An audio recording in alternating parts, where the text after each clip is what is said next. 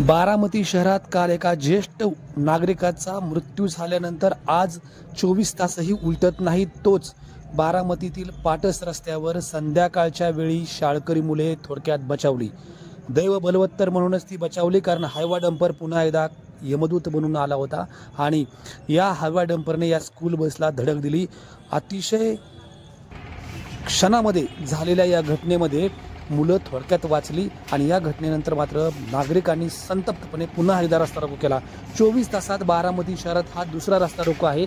Hyva डंपरला दिवसा वाहतूक बंद करा अशी मागणी नागरिक करत आहेत आणि गेल्या काही दिवसांपूर्वी हायवा डंपर चालकांनी मालकांनी केलेल्या आंदोलनानंतर त्यांना दुपारी काही वेळ वाहतुकीसाठी परवानगी दिली होती। मात्र यामध्ये बेदरकार वाहन चालक मात्र जाग्यावर यायला तयार नाहीत आणि बारामतीकरांचे जीव मात्र मुठीत घेऊन बारामतीकर धावत आहेत, चालत आहेत आणि त्यामुळेच संतप्त झालेल्या बारामतीकरांच्या संतप्तपणाचा बांध फुटला आणि पुन्हा एकदा दुसऱ्या दिवशी बारामतीमध्ये रस्ता रोको झालेला आहे।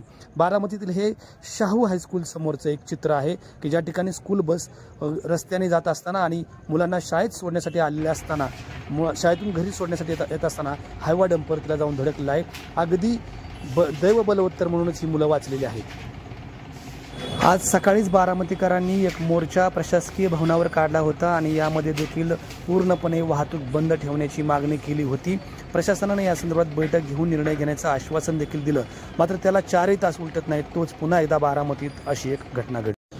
या अपघाताची ही सीसीटीव्हीची थरारक दृश्य आहेत। बारामतीत अशा प्रकारची घटना पुन्हा एकदा घडल्याने नागरिक मात्र संतप्त झालेले आहेत, कारण आज या स्कूल बसमध्ये अनेक विद्यार्थी होते आणि अक्षरशः जीव मुठीत धरून हे विद्यार्थी धावत सुटल्याचं पाहायला मिळतंय।